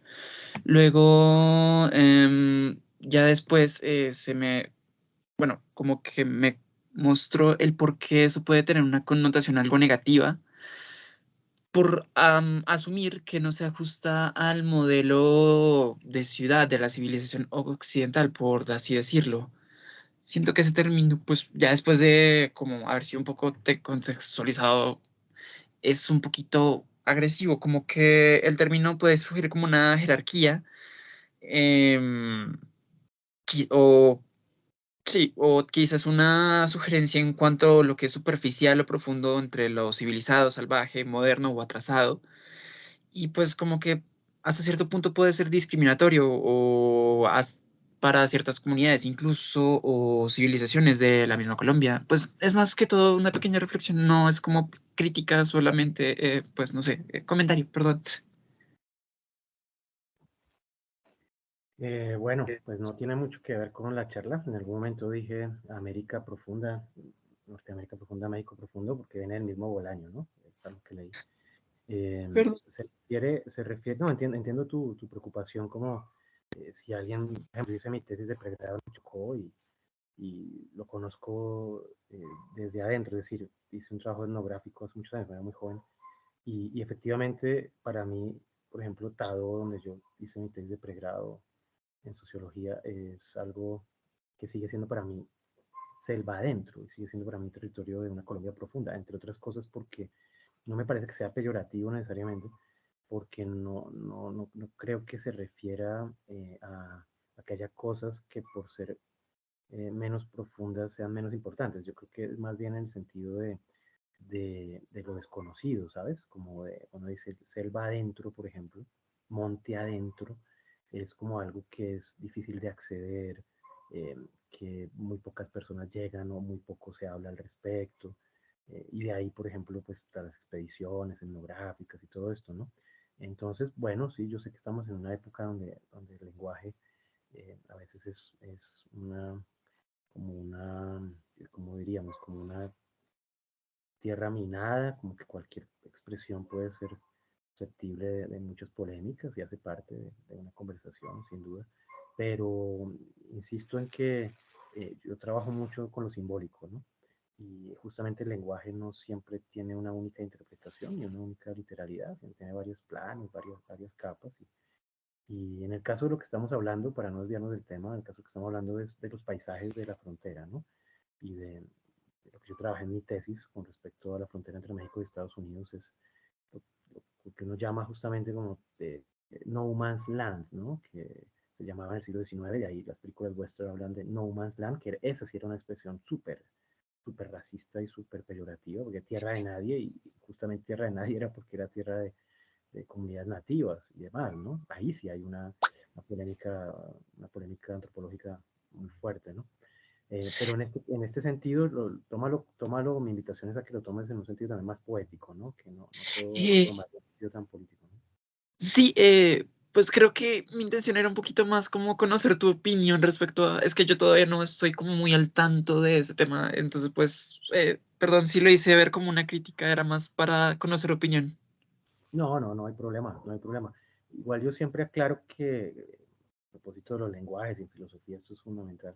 De acuerdo al tipo de acercamiento que uno tenga con una palabra, por ejemplo, puede dársele una orientación, por ejemplo, más política, más ideológica, y hace parte, por ejemplo, los estudios culturales trabajan muchísimo en ese aspecto, pero creo que es importante no perder, y esa sí ya es mi opinión más personal, es importante no perder la dimensión simbólica y la dimensión poética de las palabras, ¿no? Porque si no, también se pueden volver como un campo de batalla.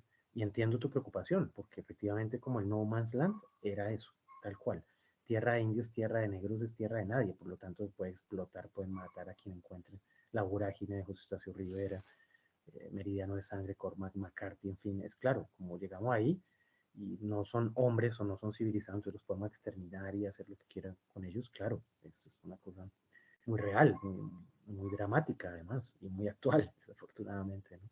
Pero en este sentido, de lo que estamos viendo más de las películas, que yo citaba, era más en un sentido más poético, ¿ves? Como más del paisaje, como de la América profunda, Norteamérica profunda, en el sentido de lo que veían un poquitico en esos fragmentos de Terrence Malick, del cielo, de las praderas, más de la naturaleza, un poquito más como en el lado, ¿no?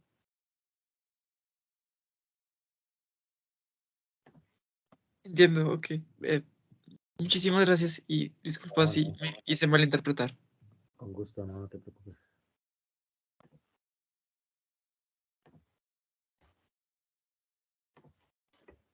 Gracias. Tal vez si alguien más tiene tal vez nos alcance para un comentario más. Tal vez si Mm, alguien algo. Sí, Leonardo, por favor. Gracias. Bueno, Alberto, primero agradecerle por su charla. Me parece como realmente impresionante como el ¿Cuál panorama podría que nos ser una ofrece. pregunta interesante sobre Alberto Bolaños y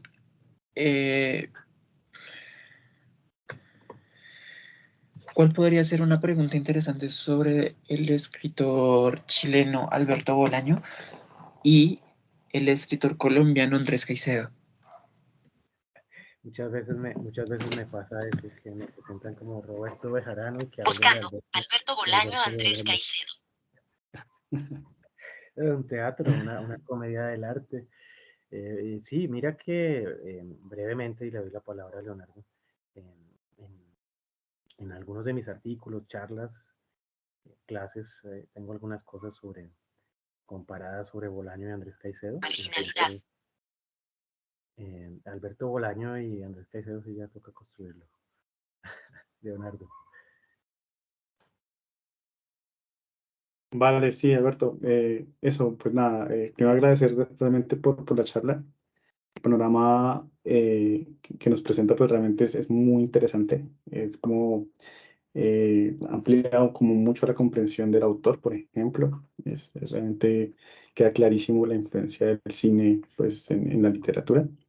Yo quería decir dos comentarios.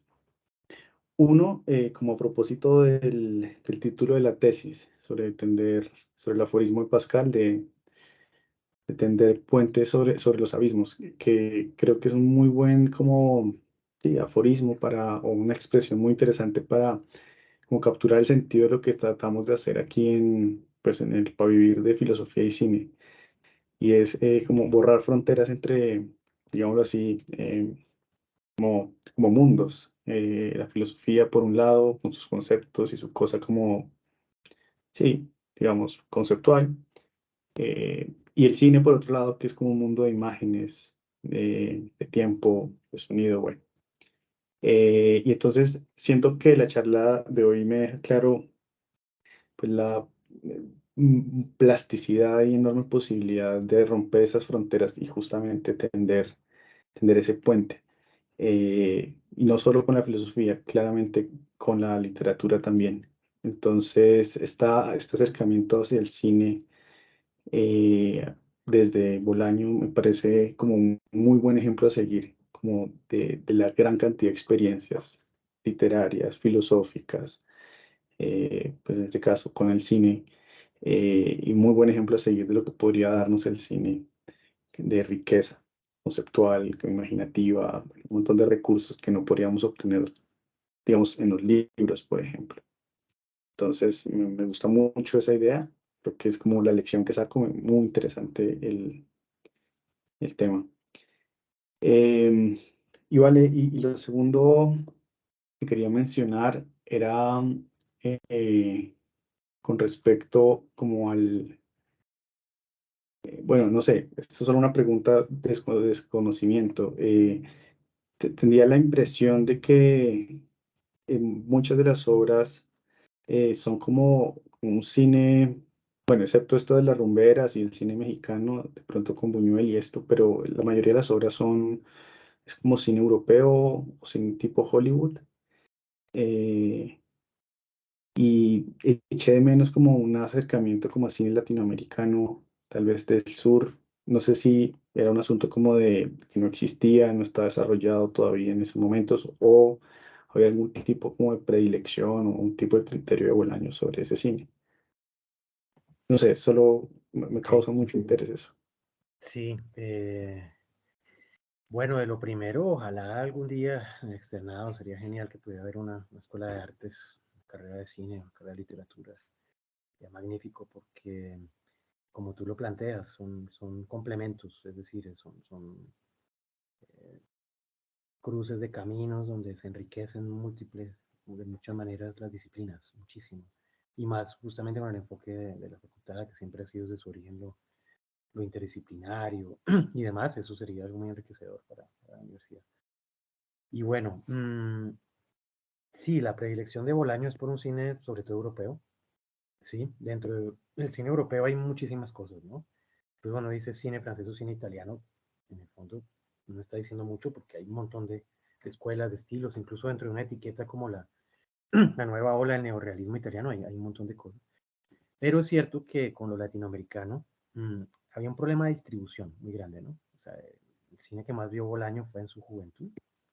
Y en esos años, mediados de los años 70, pues había un monopolio de distribución, lo cual hacía que las películas latinoamericanas, que no eran muchas, porque realmente la única industria cinematográfica que existió fue en México, en estos años 50 y 60, como industria, o sea, de producir cientos de películas al año.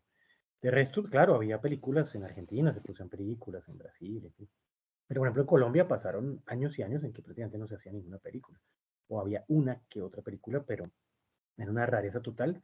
Todo lo que cuenta Marta Rodríguez y todos los documentalistas colombianos, Luis Ospina y demás, hacer cine era prácticamente un lujo, eso era prácticamente imposible, o sea, era muy costoso y no había prácticamente apoyo de nada. Se dan cuenta, el cine colombiano es como ya años 80, mediados de los años 80, que empieza como a tener más fuerza, ¿no? Y es algo muy reciente, todo lo del boom en los últimos años es muy reciente. Entonces no circulaban mucho las películas, entre otras cosas, porque había un monopolio de que los distribuidores de películas, los grandes estudios, sobre todo norteamericanos, eran dueños de muchos teatros. Entonces solamente pasaban las películas de ellos. Entonces por eso había teatros como el Metro Teusaquillo, el Teatro Metro, tal, era Metro Goldwyn Mayer. Era el dueño del Teatro Teusaquillo, entonces solamente pasaba películas de ese estudio. Y eso pasó a nivel mundial.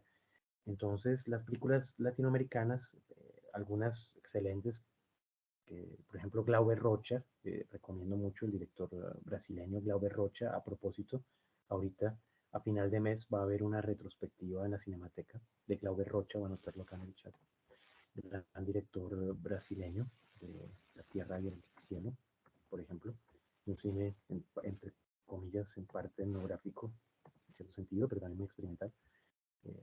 Algunas pudo haber visto Bolaño, no menciona mucho, es cierto que no menciona mucho. Por ejemplo, las películas chilenas sí, de las películas chilenas del exilio, que sería el caso de Raúl Ruiz y Patricio Guzmán documentalista que mencioné al inicio brevemente, y sobre todo Raúl Ruiz, que sí fue alguien que conoció mucho Bolaño, y Jodorowsky. Además fue uno de sus maestros de teatro en su juventud en México, cuando Bolaño trató de hacer teatro con Jodorowsky, y bueno, el cine experimental de Jodorowsky es una cosa genial, es de amores y odios, en fin, está el que lo aborrece y dice eso es una caricatura, o el que lo puede ver en un sentido justamente de la experimentación a través de los medios artesanales, que es lo que tú has dicho, es como, bueno, lo latinoamericano, claro, pero ¿dónde estaban las cámaras? ¿Cuánto valía filmar? ¿Dónde estaba el presupuesto? ¿Dónde estaba el apoyo para hacer una película que tuviera un estándar más o menos parecido a otros países? Era imposible, ¿no? Entonces, sí, el cine de esa época latinoamericano era muy poco y muy poco se distribuye. Y ya después, Bolaño se especializa en ciertos géneros que no son muy latinoamericanos, o por lo menos no hasta los años 90, ¿no? Como puede ser el western, o como puede ser el cine policíaco, el cine negro. Hay alguna que otra película latinoamericana, pero no es el fuerte de las películas latinoamericanas, son mucho más sociales. Por ejemplo, Colombia, de todo películas sobre el conflicto. No quiere decir que ahí no haya diferentes estilos y tratamientos, por supuesto, claro que sí. Pero bueno, por ejemplo, hizo Ospina cuando hizo la película de cine negro sobre esta chica con Flora Martínez, que era sobreviviente de Armero. Se me olvida ahorita el nombre, que la hizo acá en la plazoleta de las Nieves. Él decía, bueno, esto es una rareza porque prácticamente aquí por lo menos se ha hecho una película de cine negro, ¿no? Entonces, parte de nuestras propias propio subdesarrollo, ¿no? Como dirían en Memorias de Subdesarrollo, cine cubano, por ejemplo, que tiene excelentes películas, pero no está tan presente en Bolaño Son.